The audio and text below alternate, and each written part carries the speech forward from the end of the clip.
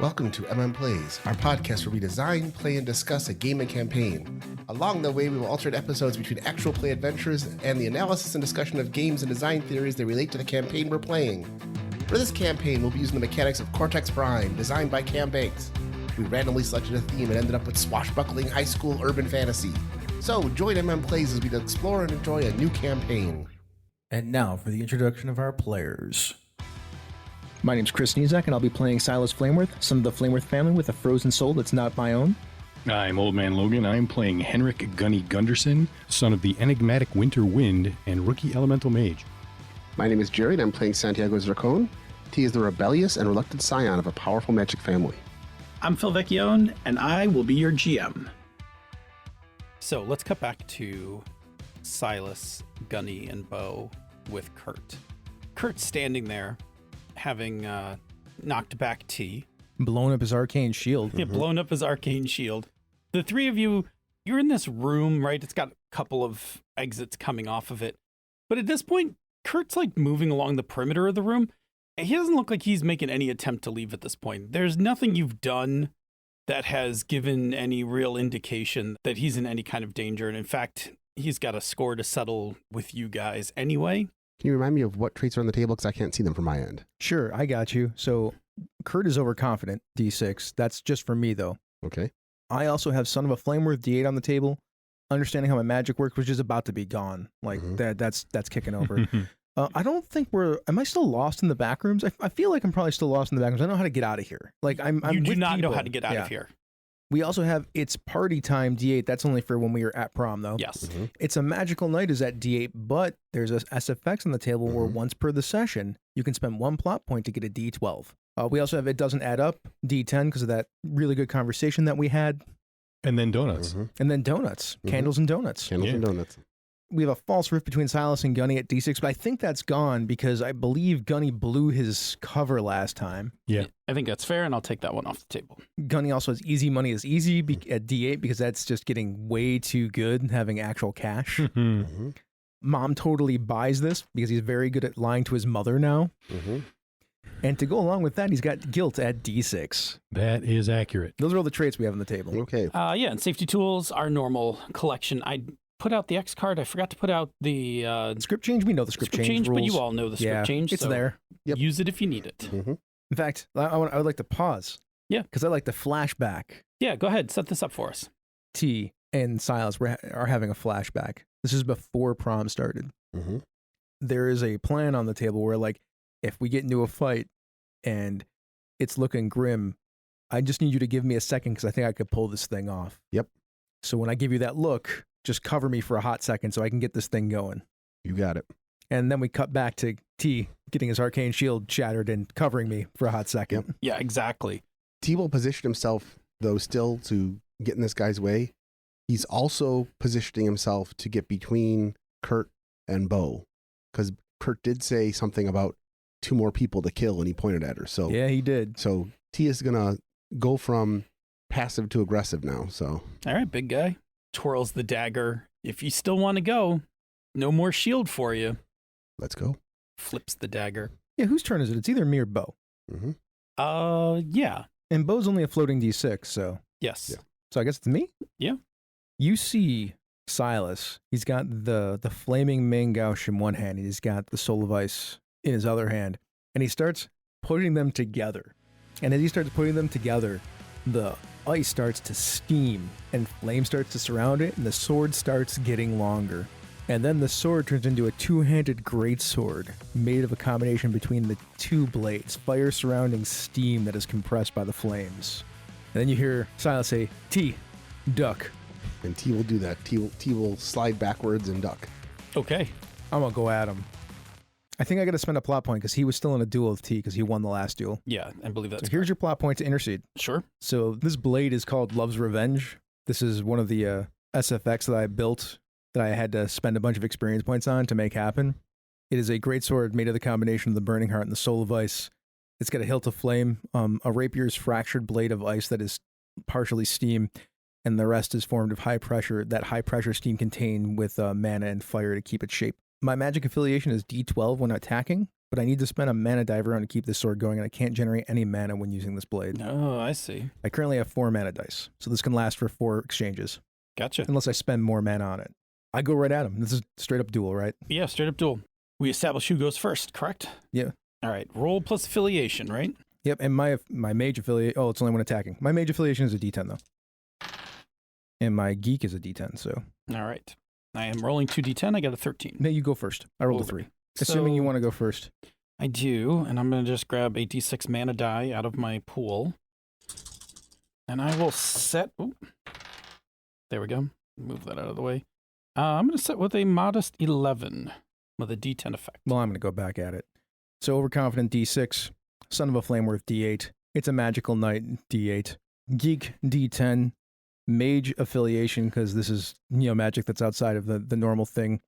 D12, because I'm attacking with the sword. Sure. And then I am going to go with a distinction, a frozen soul. It's not my own, because this is for Meseme. Let's see where this goes. It's a lot of dice.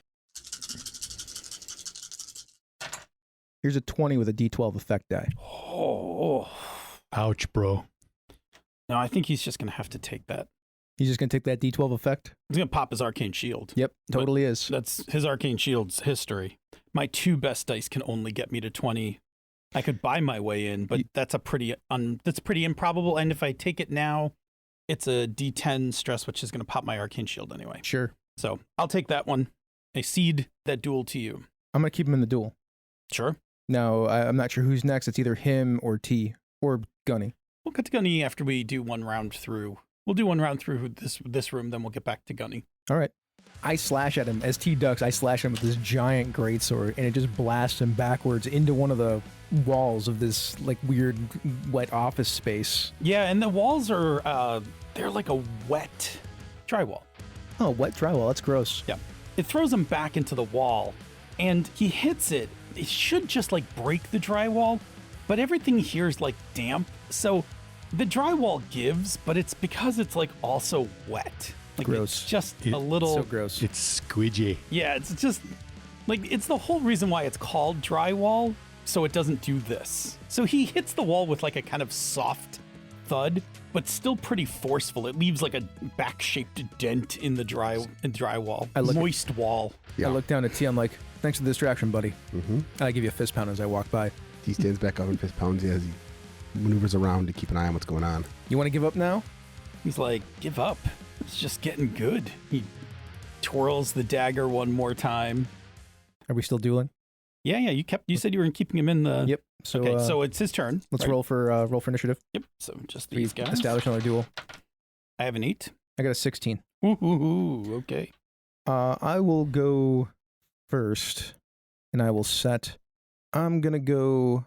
Well, he's still got the overconfident going on. Son of a Flame worth. Some of that stuff is still the same. It's a magical knight. D12 for the sword. Oh, I had to burn a mana die from that last thing from using the attack, so I only got 3 mana dice left. I'm gonna kick the Son of a Flameworth now down to a D4 because I'm using this sword that is more on the mage side than it is on the veil side. This is not stock standard stuff, and I know how to use it. Pass you that. Thank you, appreciate plot that. Point. I still get the D12 to attack, and then I will use my jock, which is a D10, so I will roll and set.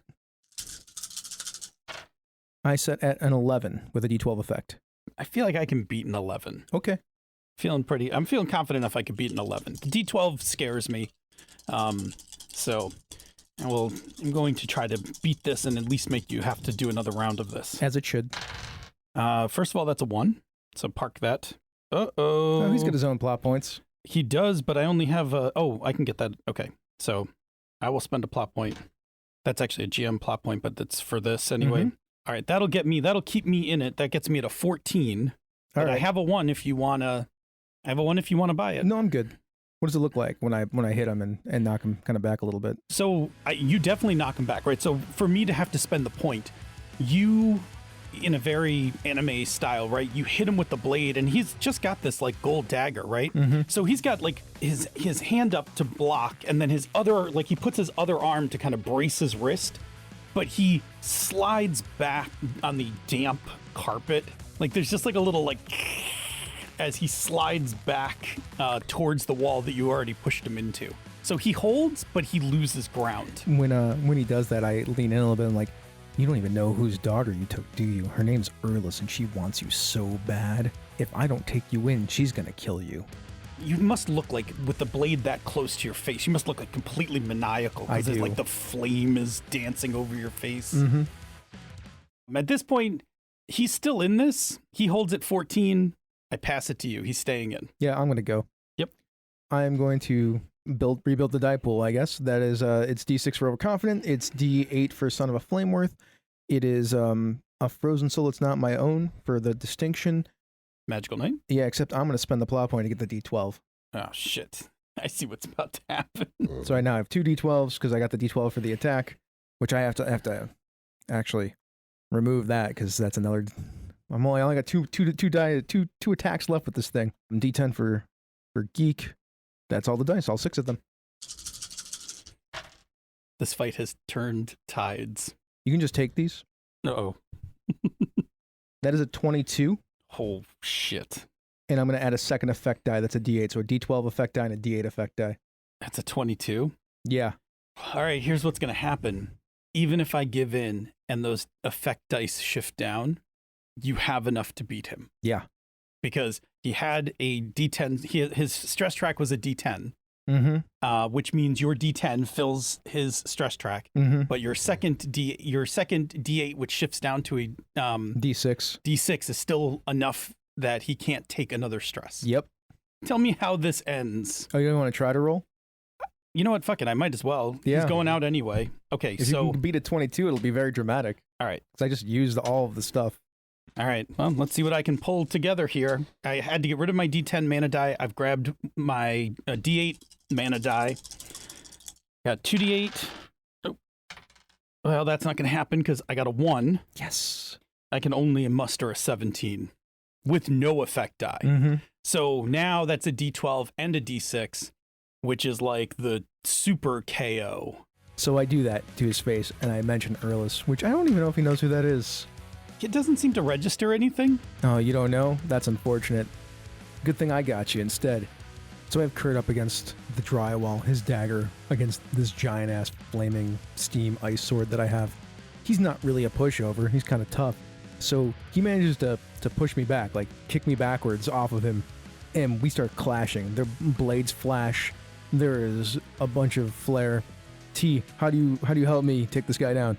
T steps in, and as he slashes forward, T literally stands behind you so that as he pushes you back, you just stand against this wall of not too smart muscle. And he can't push you back any further, which means that he's now stuck. Your reach advantage is now forcing him back because he can't keep forcing you around. And that reach advantage is what I keep at for a bunch of slashes, thrusts, and parries as he's backing up. And then all of a sudden, the blade crystallizes, and you can see Meseme's eyes, and for a moment, figment of her appears off, and the sword splits, and me and her together slash at him from both sides until he is knocked backwards into a wall. And then I go high, and she goes low, knocking him down, and then she goes back into the blade, which becomes that flaming sword again as I pointed at his chest. Stay down. Bo, like, who's right behind T, is like, did you see that? I did. Gunny, you are walking down the hallway with Urlis. Yeah.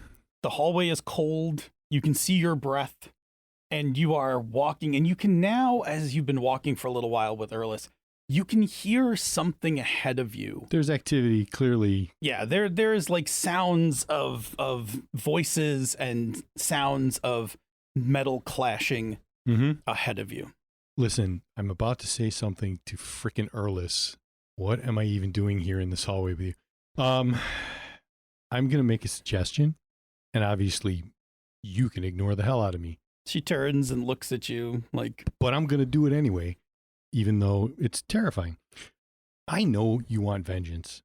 I mean, you said the words, right? I heard them, right? Yes. And I can feel it coming off of you, Yes. right? Other than the fact that, like, you are you and the cold emanating, but also Son of the Winter Wind. I can feel it in the cold. I feel like you're trying to get to a point. I am. As much as you want that, Yes. there's something you want more. She cocks an eyebrow, turns her head and looks at you. In my humble, feeble opinion, you want your daughter back. Of course I want my daughter back. Of course you do, right. My suggestion is, barring any other feelings that you have, when we get in there, and I'm sure Silas has Kurt taken care of, rather than taking out your vengeance on Kurt, I think you and Silas should go take care of Meseme and make sure you get her back and she's okay for the three of you, and let the rest of us kids take care of turning Kurt over to the people that are going to be here probably in 5 minutes. To the Vale. To the Vale. You may still get a chance to wreak some vengeance at some point, but doesn't that feel like maybe, like Meseme should be the priority? At this moment, you're going to create an asset that is going to be used in an upcoming scene. Mm-hmm. So this is your argument to her. Tell me what difficulty you would like to set the asset at, because that's going to be the initial difficulty of trying to win her over with this logical argument. I'm not going to push this too hard because, I have to be able to pull this off. If I try to make it a 12, I feel like I might have a chance if I try and keep this around an 8. All right, so 2d8 for the difficulty. Urlis will be using the distinction, the Icy Heart, D12. Of course. Assemble your pool. I'm going on pure emotion here. This is all. Yeah, that feels about right. Running hot. It's an asset creation, so you set the difficulty. Yep. A reasonable argument if you're looking for a name. Thank you. Here we go. How does Urlis feel about your argument? You have a chance. I got a 1, and I have a 11. You have a decent shot. I'm looking at a 10 and a pair of 8s. It is a magical night. Maybe I can get lucky. Up to you. Yes, it's a magical night. I'll take it. All right. At the D8, if you were going to spend a plot point, that's different. Nope. Are you going to beat an 11? Yep. How's a 14? 14 beats an 11. You have a D8 asset. So she listens, and she says to you, I'm going to put that D8 asset in front of me. By the way, while you were putting your pool together, I removed Kurt's overconfident. He's no longer overconfident. Fairly sure that's accurate, yeah. Yeah, he's no longer overconfident. So she sighs for a second, and she's like, yes, of course I prioritize my daughter, but you must assume that it would actually take some effort for me to kill somebody as pitiful as this boy. Oh, I make no mistake. You could probably just walk into the room, glare at him, and he would go down. She turns and looks at you. Her eyes kind of squint a little, and she winks for a second. Indeed. Oh, God, I hope we're there soon, because you're still terrifying. For a few minutes, you don't say anything. Mm-hmm. The two of you continue to walk, and you can hear, now you hear like a big thud from ahead of you. And Urlis breaks the silence. And she turns to you and she's like, for what it's worth, I voted against that plan. You deserved to be raised in the community.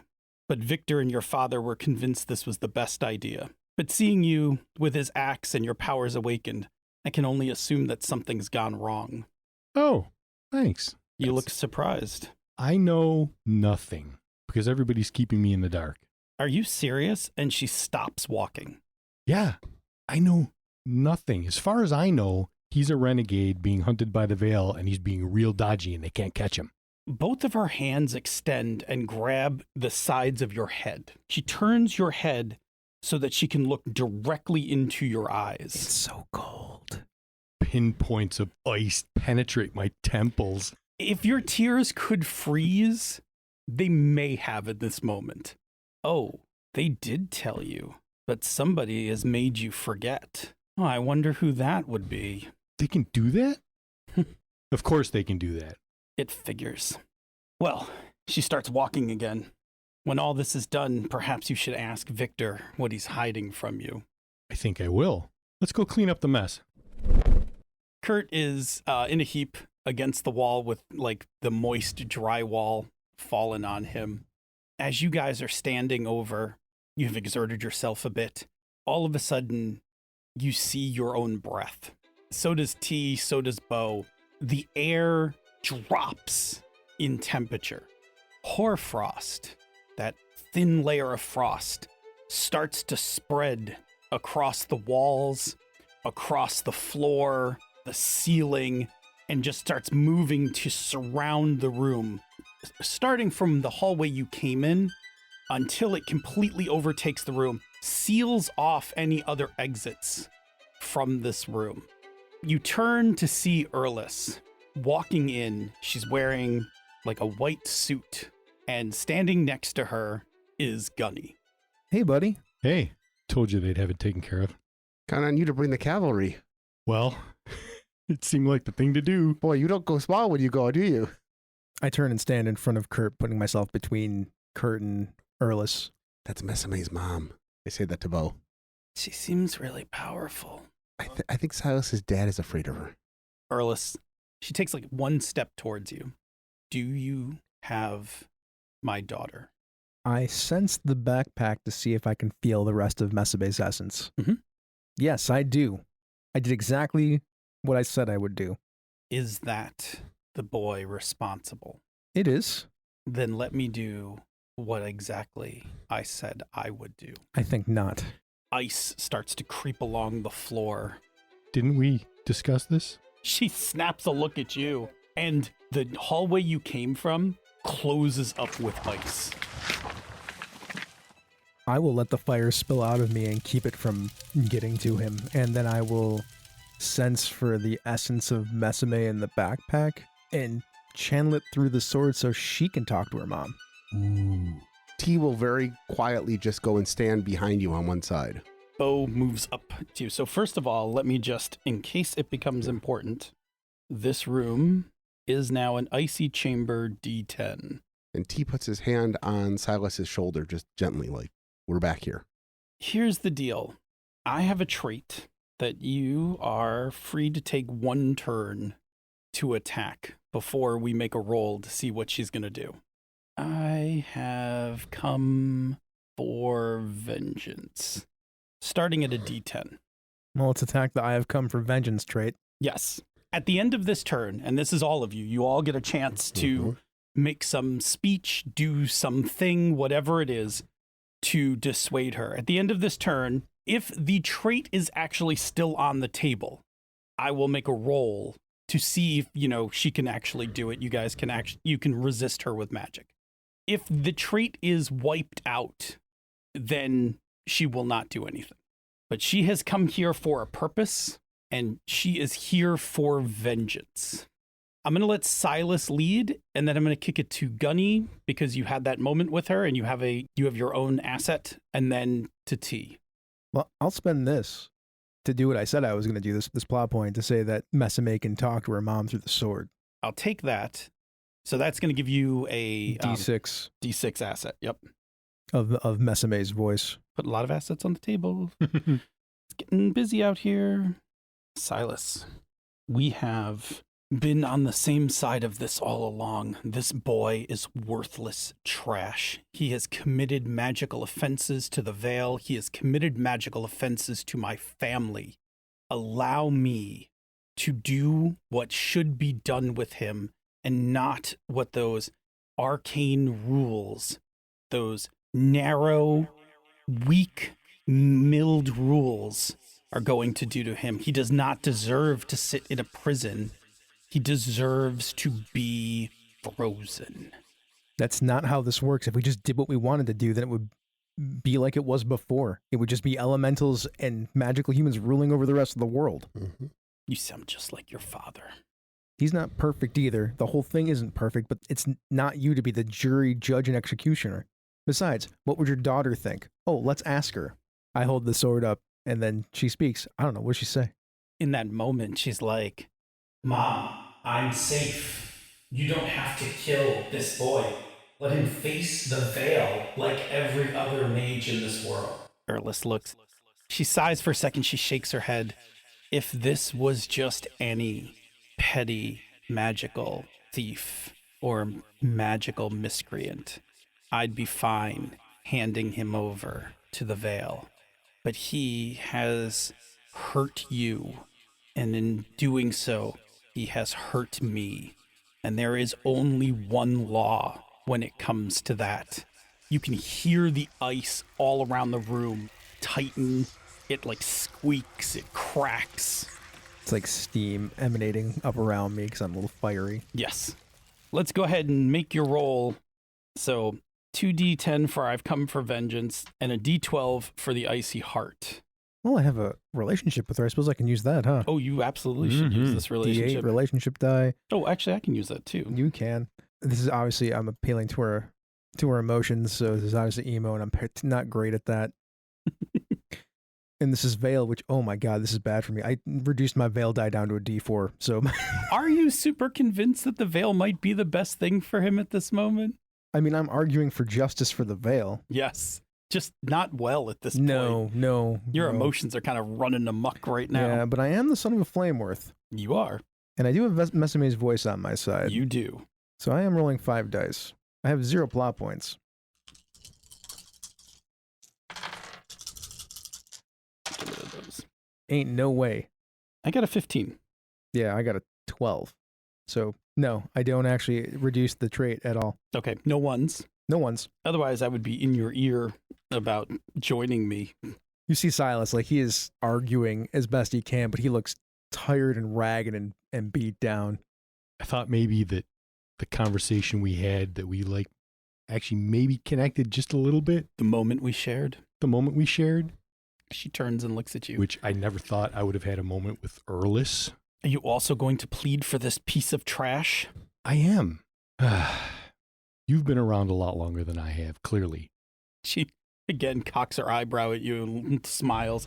You have some sort of weird charm. She's weirdly taken back by you. I'm hoping that helps. If you spend your entire existence with vengeance on your mind, where's the room for everything else? Do you think this is the first person I've killed? Do you think that I lose sleep over these things? No, but that actually is the part that I think you should be concerned about. That you can just, without even caring, just like that. You've got this family unit thing, where's the love? You want to turn him over to the very organization that has deceived you for most of your teenage years? I gotta admit, I'm pretty pissed at them right now. But like Silas said, it's not a perfect system, and they're not perfect people. Yes, and sometimes that system needs to be discarded for real natural justice. Real natural justice leads to anarchy. There's gotta be rules. There can be rules when this is done. Go ahead. All of the emos. You got a reasonable argument out there. I do, and that's what was an 8, right? Yeah. Yeah. Grab that reasonable argument. And you got it's a magical night out there too that you can use it for a D12. Yield Veil for 8. Got a plot point? I have a plot point. You can have that D12 for Magical Night if you want it. Let's do it. And I feel like I'm using, for my distinction, I can't disappoint my mom. I think my mom has raised me to be a better person. I like that. I got an 8. Open the door wide. If I was Phil, I would have rolled your guilty against you for doing that with your mom. Throw another D6 in there, dude. That's fair. I got a 9. How's about a 16? Which is the effect die? A 10? That'll bump it down to an 8. Oh, wait. You said 9? If you can get a 10 with a D12 effect die. 12 with a 12. There you go. I got a 12 with a 12. Mathing is hard. Mathing is hard. I can't even if I buy my other 2 dice, I can only get to a 15. Yeah, but that's enough. You get a 12. Oh, you have a 12? Yeah. You have a 12 with a 12 effect die. Yeah. Yes. Do you have a better number with a lesser effect die? You do 16 with a D10. Yeah, 16 with a D10 will just knock it down to a D8. Yeah, but I mean, so if I do buy these 2 and add those in, that puts me at a 16. Mm-hmm. But that's not enough to beat his number. Yeah, Correct. but you have to get higher then, so they'll just knock that 10 down to a D8. Then T has to make the argument. Yeah. You could do that. She'll hold out. That's fair. All right. Her vengeance is a little less vengeful. Yeah, there's something about you, son of the winter wind. I am charming. That's not what she says. Hey, rebel, that's not a rebel. She looks at you and she's like, despite what's happened, you still value these laws. She nods. Not just about the laws. No. You've freeze him to whatever. He's just gone. If you want him to really suffer, put him in with the veil. But the point is this, don't wreck this night for your daughter. She asked you not to do this. Not Silas, not Gunny, not me, your daughter. You're about to get her back. Not killing him for her is more important. He'll get what's coming to him. And besides, if he's in the veil, you've got the rest of your life and whatever little amount he has left till you find him again to enact your vengeance if you have to. But don't wreck this night for her. Go put some dice together and take that Meseme. What's the Meseme die? D6. Nice argument, T. Good job. All right. We have not just a huge dumb guy. I'm arguing magic at this point. This is probably emo. Yeah. Oh, yeah, this is all feels. Okay. If I can get Bo to say something on the side, I could add that in, but that's about it. It's a magical night D8. It's a magical night D8. Or D12 if you want to spend the plot I'll bump point. it up. Why not? This is the time to use it.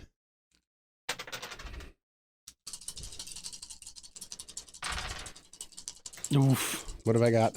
I got a 19. Oh, Ooh. no. Ouch. Ooh. All right. I got squat. I got the best I can get on this is a 15. And I got a 1. That sucks. You rolled a 10 on the D10, too. Yep. So close. So close. All right. So You guys should not have left this to T. it was a good argument, That though. was a good Yeah, argument. we tried. That's the first time that die popped up. I almost argued for you to not spend the plot point on a magical night just to have it another It, die to your pool. it wouldn't have helped. It wouldn't have Yeah, helped. it wouldn't have, but It wouldn't have helped. I didn't roll enough. I would have got the best I could have gotten was a 16. yeah, it's So- okay. These things happen. That's why we roll Yep. dice. At this moment, you've all made your speeches.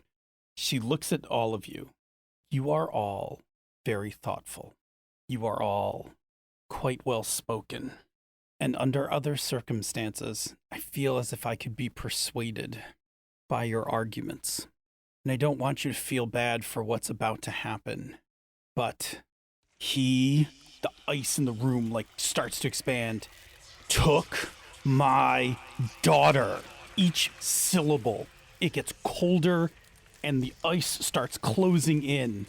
You can together mount a magical defense. Silas is kind of holding point with some fire. Mhm. The only thing that's keeping this room from reaching an unsafe amount of cold right now. Who wants to go first as we fight Urlis? I do. Okay. Urlis is represented by 2d12, but a d8 for her vengeance. Her vengeance isn't as resolve as it was before. I step in between. I look at her and I pop the axe and throw a headwind at her. Yeah, okay. So headwinds now roar in this little enclosed icy chamber. T? I don't have control yet. I bought control, but I don't have the second step of it to do anything with it. What is the second step a moment? You have to spend experience points to unlock it. The point of the unlock mechanic is that it's something that happens in play, and then you're like, cool, that this thing happened, so now it's unlocked. So this could be a really, I assume you have some experience points. Yes. How many do you need for that? I don't know if I have enough. Hang on. Which number is it? How many control effects do you have? I have 4. It's 15 to unlock. Oh, I've got enough to do that then. There you go. This Okay. might be the time where you suddenly gain control of your earth powers. There you go. Okay. I've also got my sword out already. So I will use control, and we're going to make this guy into a insulated burrito. Yeah, there you go. The carpet's going to roll up on him from both sides and protect him from the cold. So that is going to be, I'm going to assume it's going to be emo. Yeah, you don't have to roll. You're gonna all put a pool together in Okay, a second. got it. And then Against her stupid scale. yes. Me. So minus 2 prongs. I got Meseme and I got me. So when I see what T is doing, I'm going to assist him by pouring a bunch of heat into the stone burrito to keep it warm. Okay. And then Meseme is going to help me by pushing back using our control against the ice that is forming all around this burrito, trying to freeze the poor kid. That sounds legit. I will look over at Bo and say, do not pull her nightmares out at her. Please no. I put my other hand on her shoulder. Do not do that. All right, let me pause for a second. If I remember correctly, scale is an extra die, right? Yeah, it's an extra die. Let me get her pool set up correctly. She's a D8 for I've come for vengeance. Her normal powers are actually, she is not an ancient monster. She is an exceptional adult. So she is a 2d10, and then with scale, she gets a extra d10. And she can add 3 dice. Yes, and she can go 3 dice into this pool. My pool is now correctly set up. Go ahead and assemble your... How do you want us to build our pool? So let's go with Is everybody adding what? 1 die, 2 die, 3 die? What? let's base it off of you, and then everybody else can kick in a die. Cool. So we have Meseme's voice because she's helping. Yep. We have Son of a Flameworth because I'm using my flame powers actually, which is unusual. Sure. We have my relationship with Urlis, so I maybe understand her magic a little bit because of that, Sure. because of her daughter. My mage die, which is a D10 currently, to try to counteract her magic. It's a magical light, which is a D8. I will kick in both of my remaining mana pool dice to this because God, blessed Lord Almighty, this is bad. And then geek D10. Yeah, so I have like all these dice. Okay, I have the relationship die for the two of us. The problem is I don't have any plot points to kick into. All right. They all get to kick in dice too, right? Yeah. Take a D10 from me. Okay, Bo's D6 is still on the table if it helps. sure, why not? You never know. Go to sleep. I'm gonna roll so many freaking ones. It's gonna be so bad. What about your headwind? What does that give me? That's a D8. All right, go ahead and roll some stupid number, Phil. See a bunch of the ones there. It is a 12. No, it's not. You get to add 3 dice. Oh, I'm sorry. It's a 16. You are correct. It is 16. You can beat this, Chris. This is doable. You can do this. Ain't doable without a plot point, boys. Mm. The best I can pull together is a 14. If we had one plot point, we'd be fine, but we don't, so we fail. The room gets super cold. You all stand against each other, squared off, your powers flaring, her powers flaring, and she stops. And she turns and looks at the hallway that you came through. Mhm. And the ice is melting on the entrance to that hallway. Mm-hmm. As the ice gets thinner, you can see multiple figures behind it, and then finally it gives way, and Victor is standing there with his hand up, and he's like, by the order of the Veil, stand down. And Urlis turns, she puts her hands up. Okay, I see. It's fine, Victor. It's perfectly fine. She relaxes, and the room starts to warm up as like Victor walks in and like looks around, and he's like, where is he? I point to the burrito. Can you unwrap him? Yeah, it takes a little bit, but we get him unwrapped. Okay. 2 Veil agents come over. They lift him up, and he's all groggy-eyed. He's, essentially taken out, but he like starts to come to, and they slap a couple of arcane shackles on him with various sigils and stuff like that to keep his power from going. Urlis looks. Do you have the essence? Yes. I assume we could put my daughter back together? Yes. That's the reason we're all here. By the way, I'm like pouring sweat, and I look terrible. Yes. We're all looking a little ragged. Yeah, right like I'm standing there with like half a tux on, scars on my arms and everything. I haven't stopped running or using magic for like 45 minutes. That's like a whole like workout, man. Yeah, it's been like the most magic you've like ever used. Urlis is like, I see no reason to wait. Well, then let's do it. Agreed. Victor like waves his hand over the room, and it like warms up, and the soggy carpet goes from soggy, and then he just kind of holds his hand over the carpet till it dries out. Comes over to you, and he's like, are you okay? Define okay. I didn't die. What just happened? We'll explain later. Yeah, I got something to do right now. We're going to put Meseme back together. He'll be fine, but you and I are going to have words. Right now, Mr. Flameworth, we need to get Meseme's essence back. That's the important part. That thing right there, which I have it all now. The rest of us are here to help bolster this ritual. We can all help. Let's do it. I pull the string backpack off, and I look inside. And there is a container with a rather large sapphire inside the container, and you can feel the magical energy. I pull the sapphire out, which then I assume slaps into the sword because that's what I did last time there was essence around. Yeah, it kind of pulls back together. The ritual everybody helps you with. Yeah, when that happens, the blade looks much more together than the fractured thing that it's been. Yes, Like looks almost like a complete and total rapier at this point. exactly. Urlis comes over, and Victor's like scowling at her, and she just looks at him like, what? I am here to help your son reassemble my daughter. And he looks back at her. You two want to argue later? That's great. We got stuff to do. Victor, what would you do if somebody threatened your son? Think about that. Let's get this taken care of. I'm sorry. He would have said at this point, he would call him Mr. Flameworth. Yeah, I was going to say. Here he would call him Mr. Flameworth. He only calls him Victor when it's just the two of them. I look at both of you. I'm like, both of you just shut up. Can we just do this, please? Yes. Let's get to work. And all of you begin to lay out a ritual. The sword goes into the center of the ritual. The gem goes into the center of the ritual. I suppose I go into the center of the ritual too. Yes. This part will be particularly uncomfortable. Can't be any worse than when I got a short sword shoved into my chest. Victor puts his hand on your shoulder. He's like, I've got you. Thanks, Dad. And Urlis takes the opposite side. I will draw the essence out. Victor's like, I will bolster you while this occurs. Sounds good. As uncomfortable as it was accepting the essence, It's way worse getting it pulled out of me, I'm sure. the final unbinding is going to be extremely uncomfortable.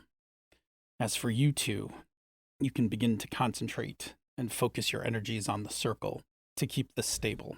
Meanwhile, like the other two Veil guys have Kurt. Like they just got him up against a wall. He's a wreck. Like they're basically holding him up at this point. Dad, do you want to get these guys to get him out of here? I don't know that Meseme is going to want to see this guy first thing. Good point. Take him back out through the portal. They walk Kurt off. Is everybody ready? Yes. Yeah? Let's do it. There's no roll necessary for this ritual. Having all the components and with this much magical power, this happens. The result of it, I will just give you a plot point because I'm just going to intercede at this moment and give you a D10 stress. Sure. The ritual is not quick. It is excruciating towards the end. The beginning starts relatively simple as Urlis draws the initial essence out and back into the blade. God, if this tingle is all it's going to be, this won't be... Oh, God! Yeah, it's like that. And the two of you watch Silas just pain. go through, racked with pain, sweating, Jesus. until finally, and you can see the essence. It's actually pulling from his chest My soul's and being torn apart. streaming back. And it literally is, because for how long you have been bonded to Meseme, your soul and hers started to blend together. This ritual rends that blending. And if it had only been a couple days, it would have been relatively easy to separate. But now that it's been months, this rending is particularly excruciating. It eventually ends. And when it finally is ripped out, you are only being held up because your father is bolstering you with energy. You're just kind of hanging there. He has his hands on your shoulders and you can feel he's moving mana to you. I feel like my heart would have stopped a few times. He's like, you're almost there, son. It's almost over. And as the essence finally releases from you, it hangs over the sword and the gem, and it pulls the essence out of the gem. And as it does, as it gets to be more and more essence, it starts to form a humanoid shape. And eventually that humanoid shape kind of rests on the ground next to the sword. And then it goes from this kind of ethereal humanoid shape, little details start to fill in. It goes from being just this kind of ethereal, green-gray, to starting to have skin tone. And then eventually it's Meseme, the way you saw her the last time, the outfit she was wearing in the summer. So she was just in shorts and a t-shirt, and all of that reforms. All of a sudden, there's no more essence moving. The two of you feel the magic circle dip in power. Urlis is standing there with a single tear on her cheek. It doesn't even move. It just is frozen to her cheek. Silas, your legs give way, but your dad is even though he's just holding your shoulders, he just gently lowers you down onto your knees in front of the ritual. Meseme just lays there. her eyes closed. She's just laying there in the middle of the magical circle. I crawl over to her and I check to make sure that she's breathing. And I look up at Urlis. I did the thing. I told you I would. And she nods at you, like approvingly, in like the slightest of nods. Then I lean down next to her. I'm like, hey, you can wake up now because I'm really tired. And her eyes blink and she looks at you and she's like, oh, hi, Silas. Are we Separated? Yeah, Meseme. We're good. I'm gonna lie down here now. And she wraps her arm around you and lowers you, like she's like, just rest here. And I do. I put my head on her shoulder and I just close my eyes and that's it. Bo's like, this is the cutest thing I've ever seen. I know. Happy prom. Thank you for listening to Misdirected Mark Plays.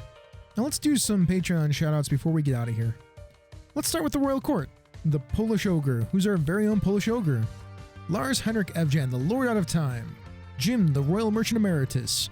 Chromatic Chameleon, the Queen's Spy Mistress. J.T. Evans, the Queen's Librarian. Schmitty, the Keeper of the Labyrinth. Andrew Dacey, the Warden of Whiskies. John Carney, the Court Necromancer. Craig, the Lord of One Name. Tiberius Starcrash Smith, the Baron of Britannia. Eric Bonts, the Weregator. Kevin Lovecraft, the Royal Beard. Now we have some other patrons who are about to get their shout out.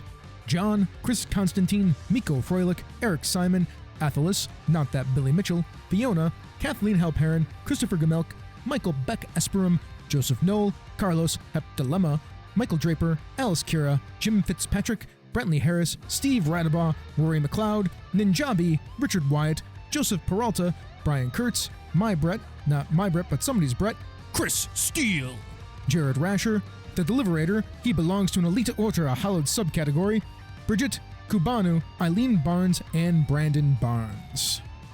Thank you so much for being our patrons. If you'd like more content like this, you can check it out at misdirectedmark.com. If you are interested in supporting this show and other shows on Misdirected Mark Productions, you can go to our Patreon page at patreon.com/mmp. You can get a whole bunch of stuff there, including extra bonus podcast episodes, material concerning this game, The Children of the Shroud.